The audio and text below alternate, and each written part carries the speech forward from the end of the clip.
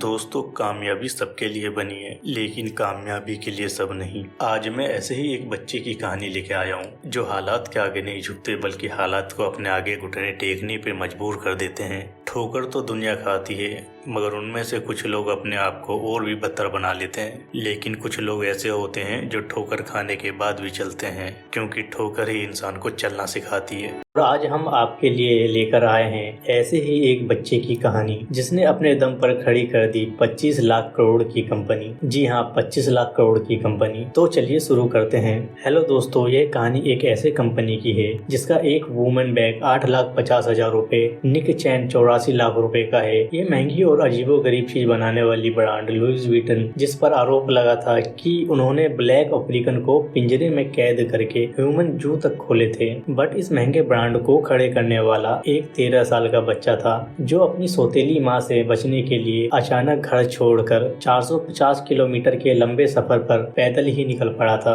और 2014 में एक न्यूज ने लुई विटन के ऊपर यह पोस्ट किया था कि 19वीं 20वीं सेंचुरी के बीच लुइस विटन ने अपने व्हाइट क्लाइंट को एंटरटेन करने के लिए ब्लैक अफ्रीकन का एग्जीबिशन लगाया करते थे। काइंड ऑफ बिल्कुल वैसे ही जैसे जू में एनिमल्स को रखा करते हैं इंसानों के एंटरटेनमेंट के लिए। बट तब ये मामला इतना उछला नहीं, पर 2021 में यह पोस्ट अचानक से वायरल हो गया और बड़े बड़े सेलिब्रिटीज इसे रिपोस्ट करने लगे। इसके अलावा लुई विटन पर एक और आरोप लगा है कि वर्ल्ड वॉर 2 के वक्त लुई विटन इकलौता ऐसा ब्रांड था जो प्रॉफिट कमा रहा था। जहां फ्रांस के बाकी सभी बिजनेस का दिवाला निकल रहा था, वहीं दूसरी तरफ लुई विटन प्रॉफिट कमा रहा था। बट कैसे? देश से गद्दारी करके। नाजिस के गुड बुक में रहकर लुई विटन के 150 साल कंप्लीट हो जाने पर इस पर एक बुक लिखी गई थी, जिसके हिसाब से लुई विटन के ग्रैंडसन कैप्टन विटन ने वार टाइम में अपने बिजनेस को बचाने के लिए नाजी जर्मन से हाथ मिला लिया था और बदले में अपने बिजनेस को एक्सपेंड करने के चक्कर में उनके लगेज बैग बनाने लगा था। इसी वजह से जहां पर एक तरफ नाजिस ने सभी ब्रांच की दुकानों को बंद कर दिया था, वहीं दूसरी तरफ लुई विटन का स्टोर अभी भी ओपन था। और इस बुक में तो इस चीज का भी खुलासा हुआ है कि जहाँ पर लुई विटन का पार्टिकुलर स्टोर था, वहीं पर एंटी जब फ्रांस गवर्नमेंट का हिडन ऑफिस भी था। दोनों के दोनों एक ही बिल्डिंग में मौजूद थे। अब इतने सारे कंट्रोवर्शियल एलिगेशन के अलावा कुछ और वर्ल्ड चीज भी है जिसके लिए लुई विटन काफी इनफेमसली फेमस है। फॉर एग्जांपल, आप मानोगे नहीं, विटन का हर एक बैग 1000 से भी ज्यादा बार खोला और बंद किया जाता है, बार बार लगातार इसके जिप और चेन की मजबूती को टेस्ट करने के लिए। इसके अलावा लुई विटन का हर एक बैग बनाने का प्रोसेस इतना इंटेंस है कि 20-30 कारीगर पूरे 8 दिन तक बारीकी से काम करके इसे बनाते हैं। और इसलिए लुई विटन का हर एक बैग बिल्कुल हैंडमेड होता है। बैग्स को बनाने के लिए सिलाई मशीन के अलावा और कोई बड़ा टूल यूज ही नहीं किया जाता है। अपने बैग्स की मेकिंग के लिए इतने एलोबरेट प्रक्रिया को फॉलो करना कोई छोटी मोटी कंपनी के बस की बात नहीं है। और इसलिए लुई विटन अकेले 164 बिलियन यूरोस की लग्जरी ब्रांड कंपनी है। लुई विटन का जन्म 4 अगस्त 1821 को फ्रांस के अंचे में गरीब परिवार में हुआ था। उनके पिता किसानी किया करते थे और माता टोपी बनाया करती थी। ये वो वक्त था जब फ्रांस और नेपोलियन की जंग की वजह से यह देश नुकसान से उबर रहा था। लड़ाई की वजह से सभी किसानों की हालात खराब हो चुकी थी और लुई का परिवार भी उन्हीं में से एक था। इसलिए लुई को भी बचपन से अपने पिता के साथ मजदूरी करनी पड़ती थी। वह सुबह से शाम तक खेत में काम किया करता था। लुई जानवर चढ़ाता, लकड़ियां इकट्ठा करता। ये सब चीज कोई खास परेशानी की नहीं थी, क्योंकि असली मुसीबत तो अभी आनी बाकी थी। ऐसे ही कुछ समय बीत जाने पर जब लुई 10 साल के हुए तो उनकी माता की डेथ हो गई और लुई के पिता ने दूसरी शादी कर ली। अब इस बच्चे की बदकिस्मती तो देखो, सौतेली माँ भी मिली तो ऐसी जैसे हम पिक्चरों में विलन को देखते हैं। वह लुई को ना तो सही से खाना दिया करती थी और ना ही चैन से रहने देती थी। अब लुई अपने परिवार के साथ रहते हुए ऐसा महसूस करता था जैसे वो नर्क में आ गया हो। लुई ने कुछ वक्त तक तो अपने सौतेली माता के जुल्म सहे, लेकिन जब सारी हदें पार हो गई तो लुई ने अपने माता के अत्याचार से तंग आकर 1835 में महज 13 साल की उम्र में वह घर से भाग गया और चलता रहा जब तक वह 470 किलोमीटर दूर अपनी मंजिल पेरिस तक नहीं पहुंच गया। अब इस लंबे रास्ते को तय करने में लुई को पूरे 2 साल लग गए। ये बात है 19वीं शताब्दी की, जहाँ एक बच्चा जिसके पास ना रहने के लिए घर था, ना ही खाने के लिए खाना। उसके पास कुछ था तो सिर्फ एक सपना कामयाबी का, सपना शोहरत की बुलंदी का, और अब जिंदा रहने के लिए खाना चाहिए, खाने के लिए पैसा। लेकिन इसकी किस्मत यहाँ पर इस पर थोड़ी मेहरबान हुई और लुई को एक आर्टिस्ट और कर्मचारी के पास नौकरी मिल गई, जहाँ पर उसने मेटल, पत्थर और फैब्रिक और लकड़ी का कुछ काम सीखा। इस नौकरी से उसे कुछ खास पैसे तो नहीं मिलते थे, बट इतना मिलता था कि वो भरपेट खाना खा लेता था। लेकिन रहने के लिए उसके पास छत नहीं था।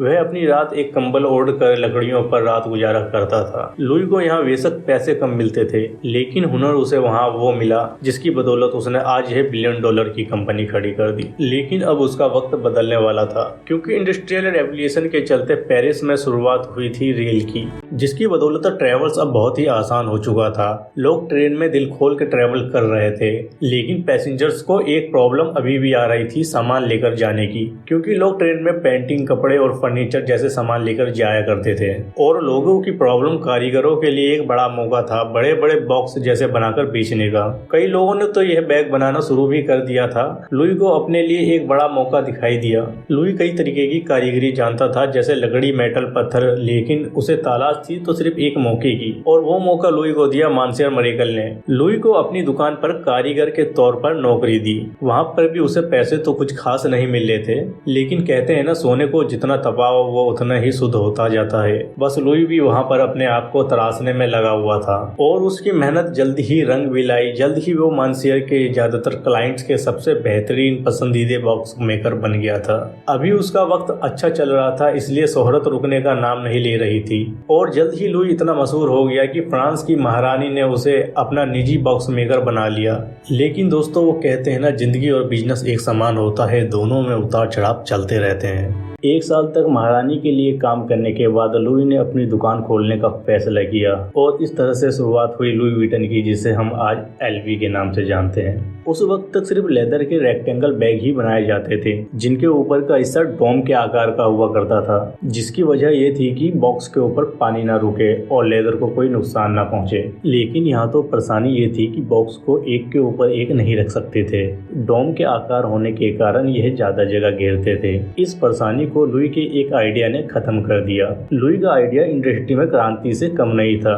लुई ने लेदर की जगह कैनवास का इस्तेमाल करना शुरू कर दिया, क्योंकि लेदर के मुकाबले कैनवास हल्का, टिकाऊ और सबसे ज्यादा वाटरप्रूफ था। अब इससे बॉक्स को रेगुलर शेप में बनाना शुरू कर दिया गया, और इसका नतीजा यह हुआ कि लोग बॉक्स को एक के ऊपर एक रख सकते थे।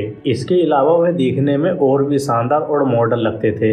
लुई के इस आइडिया ने उनकी जिंदगी बदल दी, और महज 2 साल के अंदर लोगों के बीच लुई वॉटन के बैग आम हो चुके थे। अब लुई ने बॉक्स के आगे बढ़कर हैंडबैग बनाने का सोचा। उस वक्त के लोगों के लिए हैंडबैग किसी सरदर्द से कम नहीं था। लोग सिर्फ मजबूरी में ही हैंडबैग का इस्तेमाल किया करते थे, लेकिन लुई को खुद पर यकीन था कि वो कुछ शानदार कर सकता है।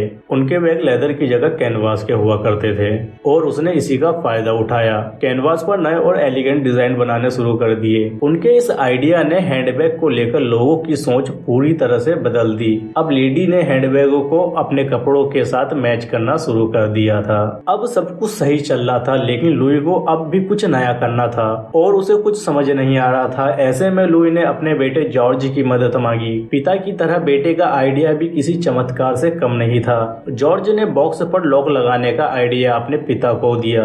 अभी आप सोच रहे होंगे कि यार, लॉक लगाने का आइडिया चमत्कार कैसे हो सकता है, पर यकीन मानो दोस्तों, उससे पहले बॉक्स पे लॉक नहीं हुआ करते थे। जॉर्ज ने लॉक के साथ बैग पर पैटर्न बना दिया, जिससे बैग खजाने की तरह दिखने लगा। साथ ही इससे चोरी से सामान की हिफाजत होने लगी थी। एक बार फिर से लुई वुइटन के बैग ने आसमानों की ऊंचाइयों को छूना शुरू कर दिया था। लेकिन दोस्तों, हमेशा अच्छा वक्त नहीं रहता, और अब लुई का वक्त बदल रहा था। और अब अचानक फ्रैंको पर्शियन वार की वजह से लुई को रातों रात अपना घर और अपने काम को बंद करके यहाँ से वापस अपने शहर जाना पड़ा। इतना नाम कमाने के बाद एक समय ऐसा आया कि लुई एक बार फिर से बेघर हो गया। लेकिन इस बार लुई अकेला नहीं था, इस बार उसके साथ उसका परिवार भी था। बाकी के रिफ्यूजी के साथ वह एक बेहद तंग जगह पर रहने लगे थे, जहाँ पर उन्हें खाना भी सही से नहीं मिल रहा था। जब लड़ाई खत्म हुई तो वह पूरे परिवार के साथ वापस अपने घर आया, लेकिन उसका सारा सामान चोरी हो चुका था। वर्कशॉप भी पूरी तरह से बर्बाद हो गई थी। अब लुई ने अपने वर्कशॉप को सही किया और दुकान के लिए नई जगह ढूंढना शुरू कर दिया। युद्ध की वजह से प्रॉपर्टी के रेट काफी गिर गए थे, जिस कारण लुई को शहर के अंदर दुकान काफी सस्ते रेट में मिल गई। अब महज 6 महीने के अंदर ही लुई का सारा काम वापस अपनी पटरी पर आ गया, लेकिन उन्हें काम को सिर्फ वापस पटरी पर ही नहीं लाना था बल्कि इसको और तेजी से भी चलाना था। इसलिए लुई ने टेक्नोलॉजी का इस्तेमाल करने का सोचा और अपने बैग पर पैटर्न प्रिंट करना शुरू कर दिया, जिसकी वजह से वो मार्केट के अदर ब्रांड से और भी 2 कदम आगे निकल गया। उसके इस नए डिजाइन से मार्केट में धूम मच गई और अब लुई को न सिर्फ अपने देश बल्कि विदेशों से भी ऑर्डर मिलने लगे। इसे देखते हुए लुई ने अपना एक शॉप लंदन में भी खोल दिया। इसी के साथ शुरुआत हुई लुई विटॉन के वर्ल्ड वाइड विस्तार की। उस वक्त लुई अकेले ऐसे डिजाइनर थे जिसके प्रोडक्ट अपने देश से लेकर विदेशों के अमीर घरों में भी पाए जाते थे। इसलिए लुई के सामान खरीदना आसान बनाने के लिए लुई ने अपनी कंपनी का कैटलॉग जारी करने का सोचा, लेकिन इस साल लुई की मौत हो गई। मौत के वक्त उनकी उम्र महज 72 साल थी और आज तक उनकी मौत की वजह किसी को नहीं पता। पिता के गुजर जाने के बाद बेटे जॉर्ज ने कंपनी को संभाला। जॉर्ज भी अपने पिता से कम नहीं था। जॉर्ज ने एक यूनिक लुक के साथ बैग में एक ऐसा लॉक लगाया जिसे फेमस आर्टिस्ट हैरी हुडन ने भी तोड़ने से मना कर दिया। उस समय पैसेंजर की सबसे बड़ी शिकायत थी चोरी की। इस समस्या को जॉर्ज ने बखूबी सॉल्व कर दिया। इससे लोग और भी ज्यादा कंपनी पर ट्रस्ट करने लगे। देखते देखते पूरे यूरोप में लुई विटॉन की शॉप खुलने लगी और आज जॉर्ज ने अपने पिता की याद में एलवी का वह लोगो भी जारी किया जिसे आज सभी देखते हैं। लुई तो आज हमारे बीच नहीं है, लेकिन उनकी बनाई कंपनी आज लग्जरी फैशन की फॉरेस्ट में पहले नंबर पर आती है, जिसकी मार्केट वैल्यू 25 लाख करोड़ से भी ज्यादा है। फ्रेंड्स, अब तक स्टोरी से इतना तो समझ आ जाता है कि लुई विटॉन शुरू से ही काफी इनोवेट थे और इसलिए इस कंपनी को स्टार्ट से ही एक हेल्दी पुश मिलता रहा। बट ताजुब की बात यह है कि आज इतनी सक्सेसफुल लग्जरी ब्रांड होने के बावजूद भी बिना डिस्ट्रैक्ट हुए लुई विटॉन की टॉप पोजीशन कैसे बरकरार है। इसका रीजन है एलवी की लीगल टीम, जिसमें 60 लॉयर्स और कंपनी हर साल $17 मिलियन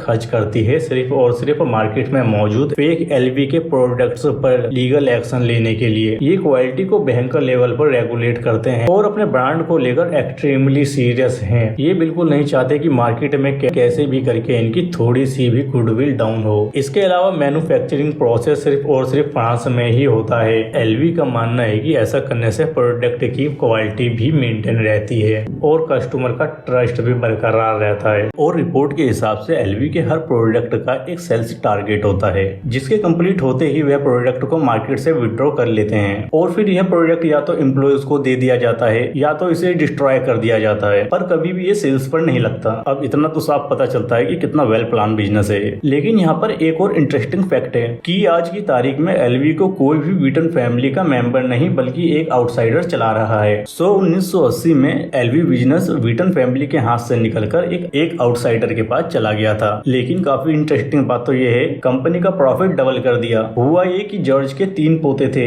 जिनकी कंपनी को लेकर नोकझोंक आपस में होती रहती थी। तो फाइनली उन तीनों के बदले द हेनरी ई-कॉमर्स ने एलवी को संभालने का फैसला लिया और हेनरी ने कंपनी की ग्रोथ को पहले से काफी ज्यादा बढ़ा दिया। दोस्तों, यह तो कहानी है लुई विटन ने कंपनी कैसे खड़ी की। अगर आपको आगे भी ऐसे ही कहानी जाननी है तो हमें कमेंट करके बताइए और इस वीडियो को ढेर सारा प्यार दीजिए। अगर आज यह वीडियो आपको पसंद आई हो तो इसे लाइक करने के साथ साथ अपने दोस्तों में भी शेयर करें।